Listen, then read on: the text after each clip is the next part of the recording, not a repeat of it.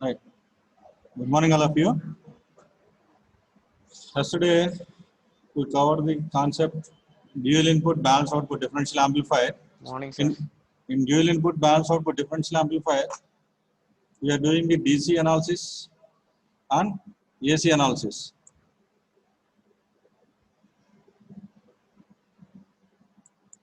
DC analysis and AC analysis. So, for the AC analysis, see here, first we have to draw the R parameter model of the transistor. See here, this is base 1, C1 collector, E1 emitter. Okay. Similarly, for this second transistor Q2 also, C2, B2, next E2. Okay. Yesterday I told in the place of collector we have replaced the current source, and in the place of emitter we replace the emitter resistance, but in the place of base doesn't have any component in the base connection. Okay, this is the R parameter model. C1, B1, E1. This is the R parameter model for the transistor. Okay, and this is also R parameter model of the transistor Q2. Okay, next. What is the component connected to the base 1? See here, what is the component connected to the base 1? RS1. Okay, that's why you are connected RS1 or R in 1. See here. What is the component connected to the emitter resistor? Emitter.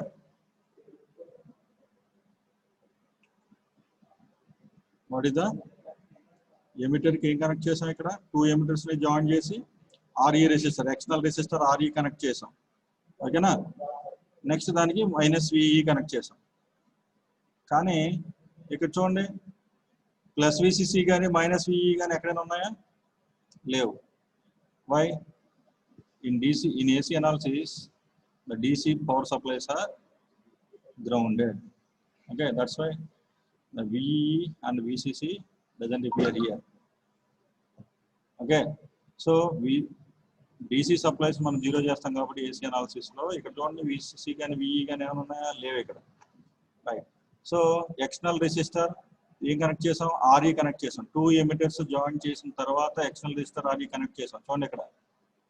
ఓకేనా? Next కలెక్టర్కి ఏం connect చేసాం? Collector resistor RCకి VCC connect చేసాం. So VCC ground చేసాం కాబట్టి ground అయింది. ఇక్కడ VE ground చేసాం కాబట్టి గ్రౌండ్. ఓకేనా? మీరు గుర్తుపెట్టుకోవాల్సింది ఏంటంటే R parameter model of the transistor ఒకటి గుర్తుపెట్టుకుంటే ఈ సర్క్యూట్ ఈజీగా రాసేసేయచ్చు. చూడండి ఇక్కడ ఫస్ట్ ట్రాన్సిస్టర్ Q1కి ఆర్ పారామీటర్ మోడల్, ట్రాన్సిస్టర్ Q2కి ఆర్ పారామీటర్ మోడల్. ఈ రెండు జాయిన్ చేసిన దగ్గర టూ ఎమిటర్స్ ని జాయిన్ చేసిన దగ్గర ఏం కనెక్ట్ చేసాం మనం? RE రెసిస్టర్ కనెక్ట్ చేసాం. అవునా? At the junction of the two emitters, at the junction of the two emitters we are connected RE resistor. Okay, see here, at the junction we are connected RE resistor. Okay, next, this is the internal resistance of the emitter, this is the internal current source for the collector. Okay, external resistor, these are the external resistors RC, R in 1, RE. Similarly RC, R in 2. These two are the internal resistors. So ఈ E1, B1, C1 ఇక్కడ వరకు R parameter model of the transistor. అర్థమైంది కదా? ఇది క్లియర్గా అర్థమైతే circuit మీరు ఈజీగా ఐడెంటిఫై చేసేయచ్చు, ఈజీగా గుర్తుపెట్టుకు రిమెంబర్ చేసుకోవచ్చు. అంతేనా? నెక్స్ట్ కనెక్షన్స్ అయిపోయి R parameter equivalent circuit draw చేసేసి ఇప్పుడు పొలారిటీ చూడండి. ప్లస్ VCC కనెక్ట్ చేసాం కదా కలెక్టర్కి, కాబట్టి ఇక్కడ ప్లస్ తీసుకున్నాం. ఓకేనా? ఇక్కడ మైనస్, ఇక్కడ ప్లస్ తీసుకుంటే ఆటోమేటిక్ ఇక్కడ ఏమవుతుంది? మైనస్. ఓకేనా? దాన్ని కలెక్టర్ కనెక్ట్ చేస్తాం. నెక్స్ట్ ఇక్కడ చూడండి, ఇక్కడ రెసిస్టర్స్ ఉన్నాయి చూడండి, R-in-1 రెసిస్టర్స్ ఉన్నాయి. ఈ R-in-1 రెసిస్టర్కి పోలారిటీ ఎలా తీసుకుంటాం? సేమ్ దీనికి ఎలా తీసుకున్నాం, దీనికి ఎలా తీసుకున్నాం? Plus minus. Okay, next V-in-1 ground చేసింది మైనస్, మన సప్లై ఇచ్చేది ప్లస్. ఎప్పుడు పాజిటివ్ సప్లై కదా ఇస్తాం మనం, కాబట్టి ఇది ప్లస్ తీసుకున్నాం, ఇది మైనస్ తీసుకున్నాం. Okay, next for internal dynamic resistance of the resistor of the emitter plus minus. ఓకేనా, ప్లస్ మైనస్, ఇక్కడ ప్లస్ తీసుకున్నాం, ఇక్కడ మైనస్ తీసుకున్నాం. ఓకే, నెక్స్ట్ ఈ ఆర్ఈ రెసిస్టర్స్ కూడా చూడండి, మైనస్ విఈ కదా కనెక్ట్ చేసాం రెసిస్టర్కి, కాబట్టి ఇక్కడ మైనస్ తీసుకున్నాం, ఇక్కడ ప్లస్. అలా గుర్తుపెట్టుకోండి, మైనస్ విఈ కనెక్ట్ చేసాం కాబట్టి మైనస్, ఇక్కడ ప్లస్. అర్థమైనా, ఇక్కడ పాజిటివ్ సప్లైని కనెక్ట్ చేస్తున్నాం కాబట్టి రెసిస్టర్కి పాజిటివ్, ఇది నెగిటివ్ అవుతుంది. అదేవిధంగా ప్లస్ విసిసి కనెక్ట్ చేస్తున్నాం కాబట్టి నేను గుర్తుపెట్టుకోవడానికి చెప్తున్నాను నేను. ఓకేనా, ప్లస్ విసిసి కనెక్ట్ చేసాం కాబట్టి ఇక్కడ ప్లస్, మైనస్ విఈ కనెక్ట్ చేసాం కాబట్టి మైనస్. ఓకేనా, నెక్స్ట్ ఇప్పుడు చూడండి పొలారిటీ తీసుకున్నాం, సేమ్ ఈ R1కి పొలారిటీ ఎలా తీసుకున్నామో R2 కూడా పొలారిటీ సేమ్ అదే విధంగా తీసుకున్నాం. నెక్స్ట్ ఇక్కడ RCకి పొలారిటీ ఎలా తీసుకున్నామో ఇక్కడ RC కూడా పొలారిటీ ఎలా తీసుకున్నాం. ఓకేనా, now we draw the two loops. This is loop 1, this is loop. Okay, supply నుంచి మనం కరెంట్ స్టార్ట్ అవుతుంది కాబట్టి ఇక్కడ నుంచి ఈ డైరెక్షన్లో మనం లూప్ డ్రా చేసుకుంటాం. అదేవిధంగా ఇక్కడ సప్లై ఉంది కాబట్టి ఇక్కడ నుంచి లూప్ డ్రా చేసుకుంటాం. ఓకేనా, ఇది లూప్ 1, ఇది లూప్ 2, రైట్. సో ఇప్పుడు కిర్చాఫ్ వోల్టేజ్ రాయాలి లూప్ 1కి లూప్ 2కి. ఓకే, నేను చెప్పాను కదా, సో నెగిటివ్ నుంచి పాజిటివ్కి వెళ్తుంది కాబట్టి ఏం రాస్తాం, V1కి పాజిటివ్ రాస్తాం. నెక్స్ట్ ఇక్కడ పాజిటివ్ టు నెగిటివ్ కాబట్టి ఏం రాస్తాం, నెగిటివ్ రాస్తాం. కాబట్టి మైనస్ RN1, దీంట్లో ఫ్లో కరెంట్ ఏంటి, IB1. బేస్లో కరెంట్ ఫ్లో కరెంట్ ఏంటి, IB1. That's why V1 minus RN1 IB1. See here, current flowing from positive to negative. So lower potential flow అవుతుంది కాబట్టి we are taking polarity as minus. So minus RE IE1. Next ఇక్కడ చూడండి, current ఎలా flow అవుతుంది కదా, positive to negative flow అవుతుంది కాబట్టి ఏం తీసుకుంటాం, నెగిటివ్ తీసుకుంటాం. మైనస్ RE ఇంటూ ఈ IE1 కరెంట్ దీంట్లోనే ఫ్లో అవుతుంది, ఈ IE2 కరెంట్ దీంట్లోనే ఫ్లో అవుతుంది. సో ఈ టూ కరెంట్స్ సేమ్ రెసిస్టర్ లో ఫ్లో అవుతున్నాయి కాబట్టి మనం ఇక్కడ ఏం తీసుకుంటాం, IE1 plus IE2, RE into IE plus IE1 plus IE2. This is the loop equation 1. Similarly loop equation 2 ఏమవుతుంది, V into minus R into IB2 minus RE IE2 minus RE into IE1 plus IE2.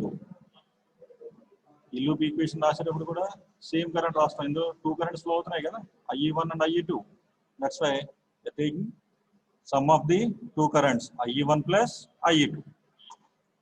Okay, so loop 1కి equation రాసాం, loop 2కి equation రాసాం. ఓకేనా, next ఇక్కడ చూడండి, ఇది just మీకు అర్థం అవడం కోసం ఇది జస్ట్ రాసాను. ఇక్కడ చూడండి, V1 minus RN1 IB1 minus RE IE1 minus RE into IE1 plus IE2 equal to 0.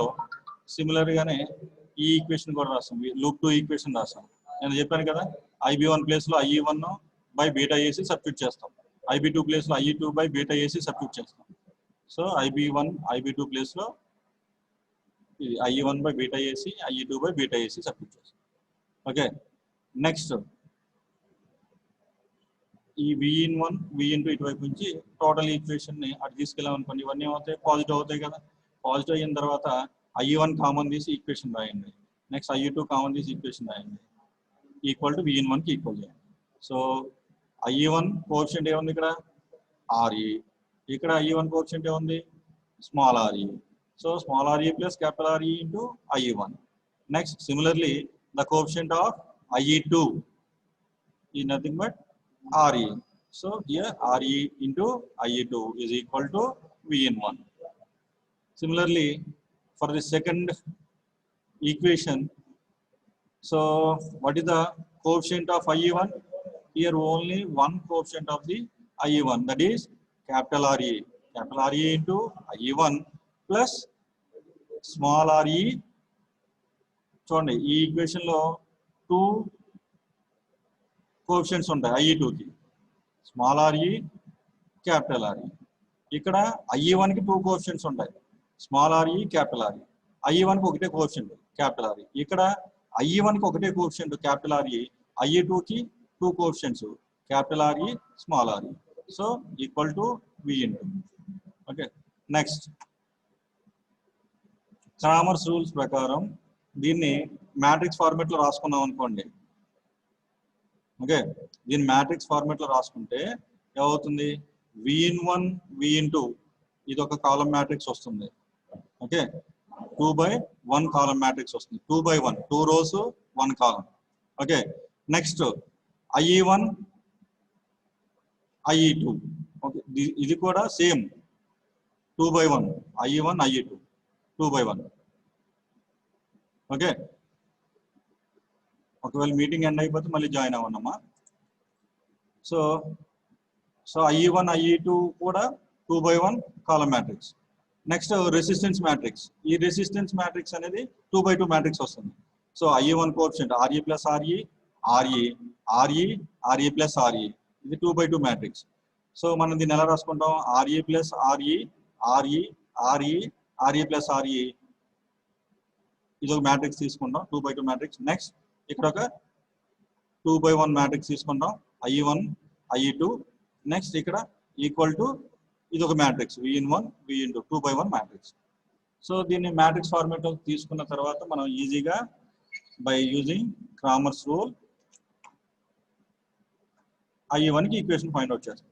IE1 కి ఈక్వేషన్ ఫైండ్ అవుట్ చేయాలంటే ఏం కాదు, క్రామర్స్ రూల్ అంటే ఏంటంటే రెసిస్టెన్స్ మ్యాట్రిక్స్ ఏదైతే ఉందో ఆ మ్యాట్రిక్స్ లో వోల్టేజ్ కాలం ని ఫస్ట్ దాంట్లో ప్లేస్ చేస్తాం.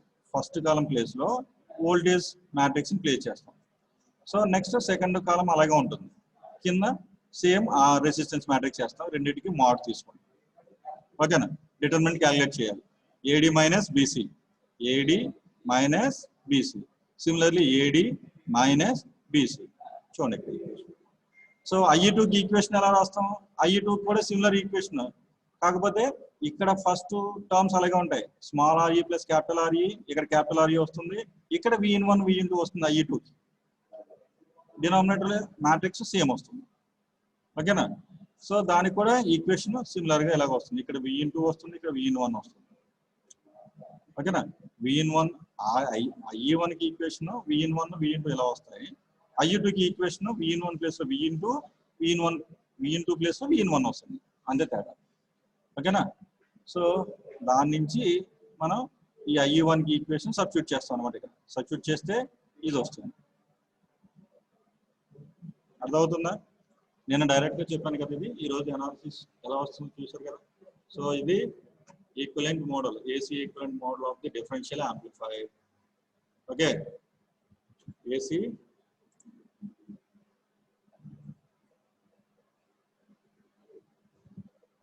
మీరు ఇప్పుడే వచ్చానంటే కుదరదు. అర్థమవుతుందా, మీరు స్టార్టింగ్ నుంచి ఉంటే అర్థమవుతుంది. మరి నేను ఎందుకు జాయిన్ అవ్వలేదు మీరు.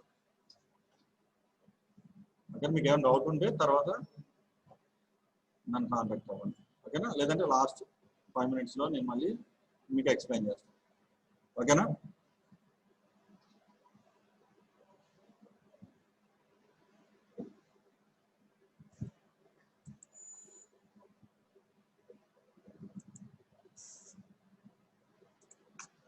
నెక్స్ట్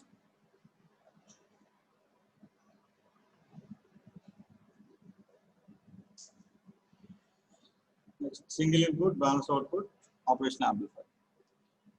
ఇది dual input balance output differential amplifier కి ఎక్స్ప్లెనేషన్. ఓకేనా, AC analysis, DC analysis. DC analysis last క్లాస్లో చూసాం కదా, DC analysis. Okay, this is the DC analysis. Next AC analysis, equivalent model. ఇది R పారామీటర్ మోడల్, దానికి external resistance మనం connect చేస్తాం అంతే. పోలారిటీ తీసుకునేటప్పుడు ప్లస్ VCC కనెక్ట్ చేస్తాం కాబట్టి RC దగ్గర ప్లస్ మైనస్ తీసుకుంటాం, మైనస్ VE కనెక్ట్ చేస్తాం కాబట్టి మైనస్ ప్లస్, మీకు బ్లైండ్గా గుర్తుందని చెప్పాను, మైనస్ VE ఇక్కడ కనెక్ట్ చేస్తాం కాబట్టి minus plus. Okay, positive supply వోల్టేజ్కి మనం ఇక్కడ ప్లస్ పాజిటివ్ని ఇప్పుడు మనం ఇన్పుట్ కనెక్ట్ చేస్తాం కాబట్టి పాజిటివ్ కనెక్ట్ చేస్తాం, నెగిటివ్ గ్రౌండ్ చేస్తాం. ఇక్కడ కూడా పాజిటివ్ ఇన్పుట్ కనెక్ట్ చేసి నెగిటివ్ గ్రౌండ్ చేస్తాం. సో ఇక్కడ పాజిటివ్ కాబట్టి ఇక్కడ పాజిటివ్, ఇక్కడ నెగిటివ్, ఇక్కడ పాజిటివ్ నెగిటివ్. సేమ్ ఇటువైపు ఈ సైడ్ ఎలా తీసుకున్నామో సిమిలర్ గానీ ఈ సైడ్ కూడా పొలారిటీ సేమ్ అదే విధంగా తీసుకున్నాం. ఓకేనా, రైట్. ఈ 3 టెర్మినల్స్ ఉన్నాయి కదా, ఈ 3 టెర్మినల్స్ మధ్యలో ఉండేది R parameter model of the transistor. So Q1 కి ఇది, Q2 కి. ఓకే, క్లియరా? అర్థమైంది కదా? Right.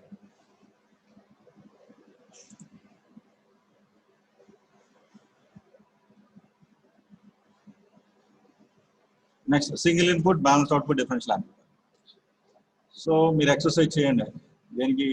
Dual input unbalance output చేయండి. నేను ఇక్కడ సింగిల్ ఇన్పుట్ అన్బ్యాలెన్స్డ్ చెప్తున్నాను. మీరు ఎక్సర్సైజ్ ఏం చేస్తారు?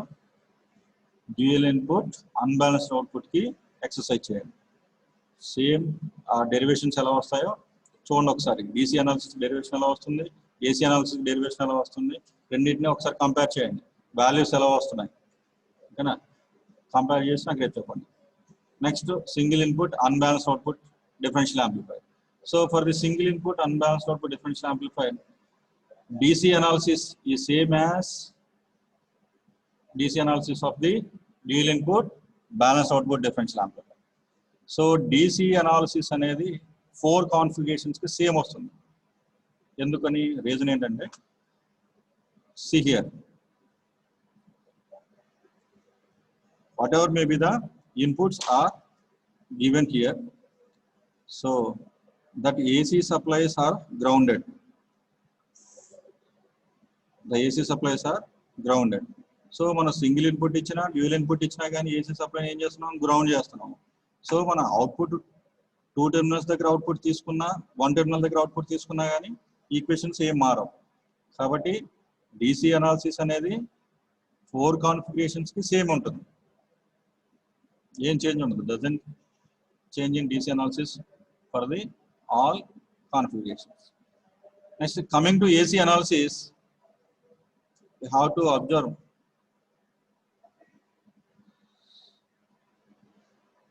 see here. Coming to AC analysis, you get on V1 V2 rendu icham. Okay na? This is dual input unbalanced output differential amplifier. So single input kaadu, dual input unbalanced output differential amplifier. Next, so దీనికి DC analysis same అలాగే ఉంటుంది. AC analysis AD is equal to RC/2RE అవుతుంది. RC/2RE same as balance output differential amplifier. ఎందుకని? ఇది balance output differential యాంప్లిఫైరే.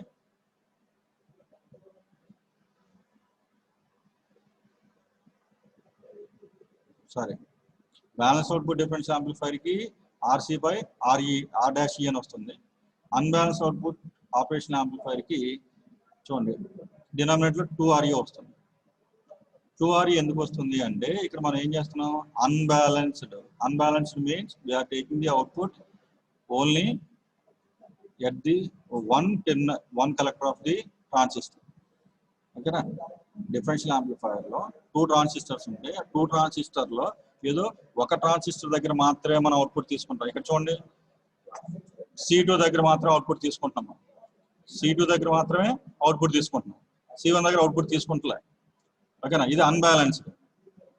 Okay, next, sir నేను C2 దగ్గర ఎందుకు output తీసుకోవాలి, C1 దగ్గర అవుట్పుట్ తీసుకుంటానంటే యాజ్ యువర్ విష్. C1 దగ్గర కూడా అవుట్పుట్ తీసుకోవచ్చు.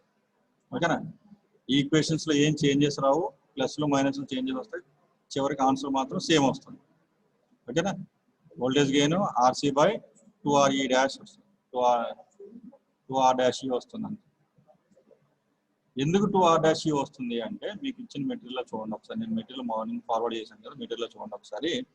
2RE డాష్ ఎందుకు వస్తుంది అంటే, ఇక్కడ చూడండి, ఇక్కడ ఈక్వేషన్స్ ఉన్నాయా?